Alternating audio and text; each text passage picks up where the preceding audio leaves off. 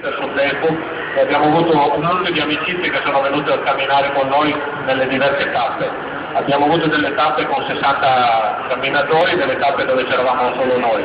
Ognuno di noi aveva un compito specifico, tutti i giorni avevamo degli incontri con le amministrazioni e c'era l'indagine della linguista sulla lingua. Abbiamo verificato lo stato della lingua in tutto il territorio franco-provenzale e avevamo gli incontri con l'amministrazione, facevamo i nostri incontri istituzionali e poi ripartivamo il giorno dopo.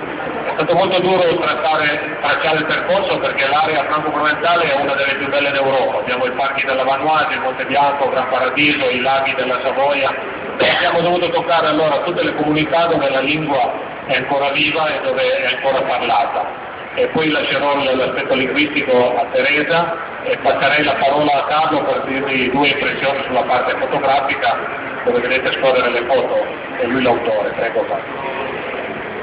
È stata un'esperienza molto interessante, anche diciamo, remunerativa dal punto di vista sia umano che proprio anche fotografico. Abbiamo percorso, come diceva Marco, dei posti stupendi, forse tra le più belle zone d'Europa sicuramente. Abbiamo avuto la fortuna di avere anche dalla nostra parte il bel tempo, ecco. Tolte due giornate di pioggia, di nebbia, per il resto abbiamo lavorato abbastanza bene.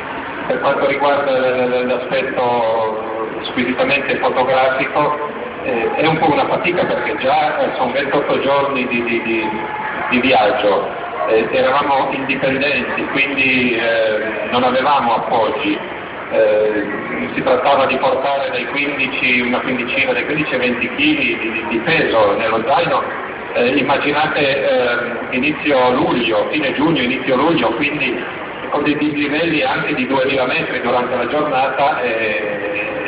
Si faceva riferimento o ai posti tappa in fondovalle o nei rifugi in montagna.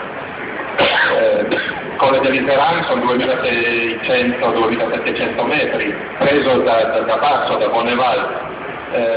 Abbiamo dovuto fare qui abbiamo dovuto fare una variazione perché a fine giugno in quota ci sono ancora ponti di neve, nevai abbastanza rischiosi.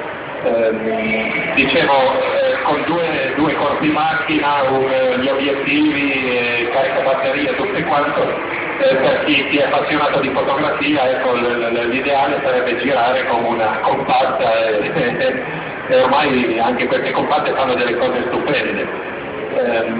È stato molto bello l'incontro con le persone e poi vi racconteranno loro. A Val d'Isère ormai è un gran bazar del turismo di massa. Abbiamo incontrato Philippe Bonvi, che è un ex maestro di sci di 94 anni.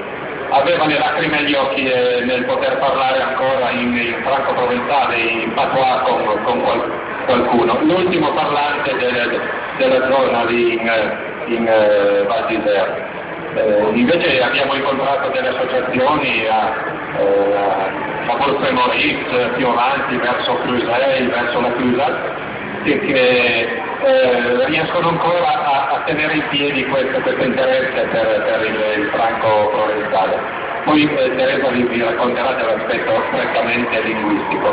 Per quanto riguarda la fotografia, ancora come vi dicevo, ho avuto la fortuna di trovare delle belle giornate, i panorami sono stupendi. Ecco, adesso vedremo proprio di fare una sorta di diario, una guida, perché anche chi non voglia chiaramente fare tutto il percorso ha delle opportunità sia nella zona del Gran Paradiso che in Valle d'Aosta, anche in Svizzera, qui nella nostra zona della Maurienne, Tarentaise, Beaufortin, di fare o dei weekend o anche dei giri interessanti di 3-4 giorni.